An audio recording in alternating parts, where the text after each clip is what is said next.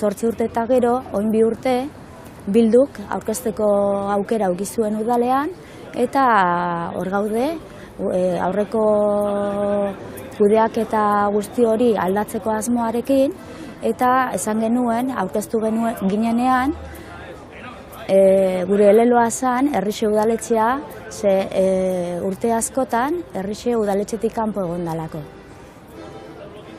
Parte hartzen dute Ferminen esperientzia honetan, beste gauza askogatik, pentsatzen dugulako, holako esperientziak, desobedientzia esperientziak eta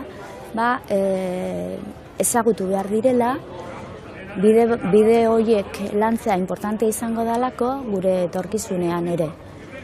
Eta parte hartzen dut, betidanik izan azelako Ferminen kortatu jotzen zuenetik Ferminen fansa.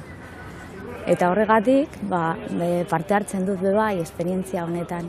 Horreko kudeaketa guzti hori aldatzeko asmoarekin, eta esan genuen, aurkeztu ginenean, parte hartzen dute Ferminen esperientzia honetan, beste gauza askogatik, pentsatzen dugulako, 8 urte eta gero, orain 2 urte, Bilduk aurkezteko aukera eduki zuen udalean, eta hor gaude, gure eleloa zen Errixe udaletxea, ze urte askotan Errixe udaletxetik kanpo egon dalako.